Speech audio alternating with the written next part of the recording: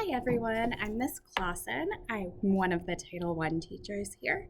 Today we'll be reading Chapter 3 of Flat Stanley, Stanley the Kite. Mr. Lambchop had always liked to take the boys out with him on Sunday afternoons to a museum or roller skating in the park. But it was difficult when they were crossing the streets or moving about in crowds.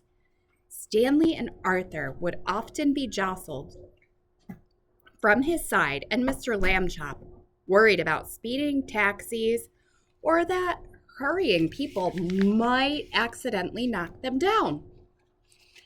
It was easier after Stanley got flat. Mr. Lambchop discovered that he could roll Stanley up without hurting him at all. He would tie a piece of string around Stanley to keep him from unrolling and make a little loop in the string for himself. It was as simple as carrying a parcel, and he could hold onto Arthur with the other hand. Stanley did not mind being carried because he had never much liked to walk. Arthur didn't like to walk either, but he had to. It made him mad. And there we can see a picture of Stanley all rolled up, ready to go. One Sunday afternoon in the street, they met Ralph Jones, an old college friend of Mr. Lambchop's. "Well, George, I see you have bought some wallpaper," Mr. Jones said. "Going to decorate your house, I suppose?" "Wallpaper?" said Mr. Lambchop. "Oh, no, this is my son Stanley." He undid the string and Stanley unrolled. "How do you do?" Stanley said. "Nice to meet you, young feller," the man said. "George," he said to Mr. Lambchop, "that boy is flat." "Smart, too," Mr. Lambchop said. "Stanley is third from the top in his class at school." "Phooey," said Arthur. "This is my younger son, Arthur," Mr. Lambchop said, "and he will apologize for his rudeness." Arthur could only blush and apologize.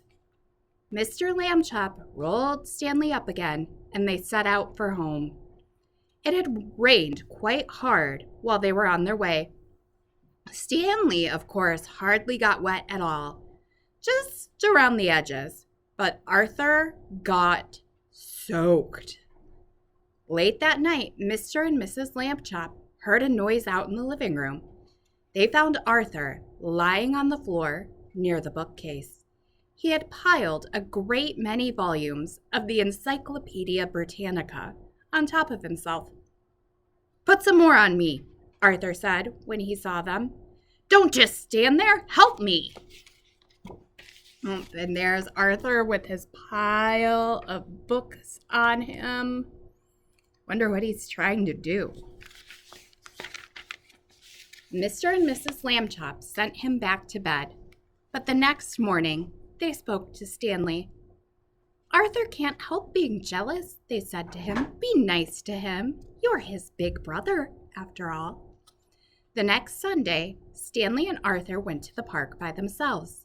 The day was sunny but windy too, and many older boys were flying beautiful, enormous kites with long tails made in all the colors of the rainbow. Arthur sighed. "Someday," he said, "I will have a big kite, and I will win a kite flying contest and be famous like everyone else. Nobody knows who I am these days." Stanley remembered what his parents had told him. He went to a boy whose kite was broken and borrowed a spool of string. "You can fly me, Arthur," he said. "Come on." He attached the string to himself and gave Arthur the spool to hold. He ran lightly across the grass, sideways to get up to speed, and then he turned to meet the breeze. Up, up, up, up went Stanley, being a kite. He knew just how to manage on the gusts of wind. He faced full into the wind if he wanted to rise, and let it take him from behind when he wanted speed. He only had to turn his thin edge to the wind carefully, a little at a time, so that it did not hold him. And then he would slip gracefully down toward the earth again. Arthur let out all the string, and Stanley soared high above the trees, a beautiful sight in his red shirt and blue trousers against the pale blue sky.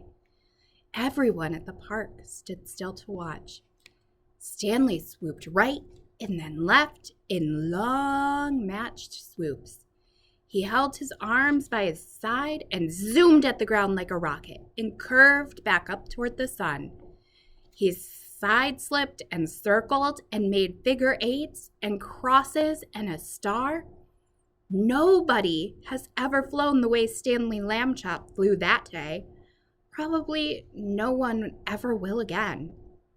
After a while, of course, people grew tired of watching, and Arthur got tired of running about with the empty spool. Stanley went right on, though, showing off. And there we can see Stanley flying up in the sky like a kite. 3 boys came up to Arthur and invited him to join them for a hot dog and some soda pop. Arthur left the spool wedged in the fork of a tree. He did not notice, while he was eating the hot dog, that the wind was blowing the string and tangling it about in the tree. The string got shorter and shorter, but Stanley did not realize how low he was until leaves brushed his feet, and then it was too late. He got stuck in the branches. 15 minutes passed before Arthur and the other boys heard his cries and climbed up to set him free.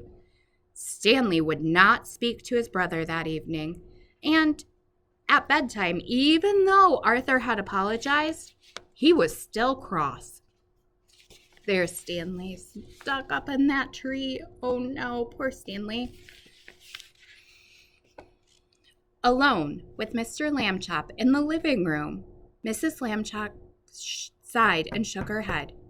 "You're at the office all day having fun," she said. "You don't realize what I go through with the boys. They're very difficult." "Kids are like that," Mr. Lambchop said. "Phases. Be patient, dear." And that is the end of chapter 3.